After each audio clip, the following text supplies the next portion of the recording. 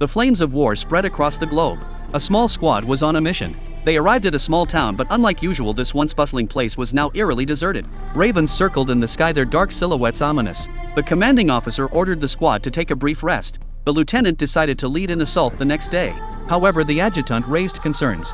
What if there were more monsters than anticipated? A solo mission could lead to the complete annihilation of the squad. But the lieutenant was resolute. With the main force already engaged in combat, they couldn't spare too many frontline troops. By the time they reached the valley the next evening, it was nearly dusk. Glowing claw marks were left on the tree trunks. These marks were scattered throughout the dense forest. A scout soon reported an anomaly ahead. A ghoul was feasting on a corpse. The sniper took aim and fired, but the gunshot attracted more monsters. Terrifying shrieks echoed through the forest as battle loomed. To better spot the creatures, they fired flares into the sky. Under the red glow, countless monsters charged toward them. They were fast, shockingly fast. The machine gunner opened fire, trying to stop the creatures from breaking through their defenses. Soldiers shot at the trees to drive the monsters back. For the moment, the squad managed to repel the attack. But just as they were about to retreat, a soldier discovered a frozen corpse. It had been lying there for quite some time. Searching the body, they found a notebook.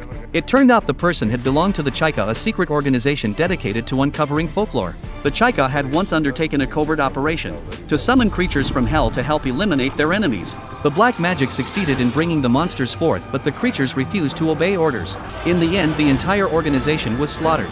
Since that event, the forest had been overrun by these monsters. Now the squad had no choice but to eliminate them.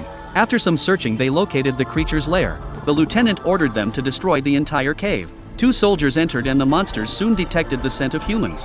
A teammate opened fire, and they quickly planted the explosives and fled.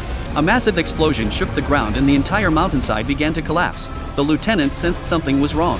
They had underestimated the depth of the cave. This action had inadvertently unleashed even more underground monsters.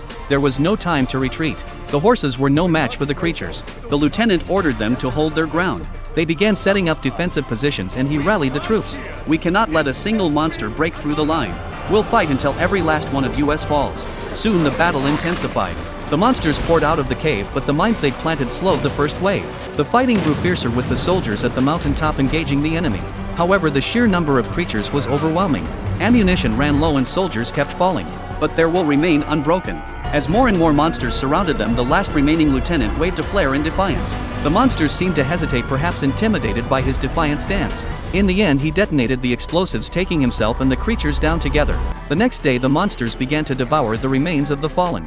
Just then, bombers appeared in the distance, signaling that the new recruits had completed their mission. The entire valley was soon leveled by bombs.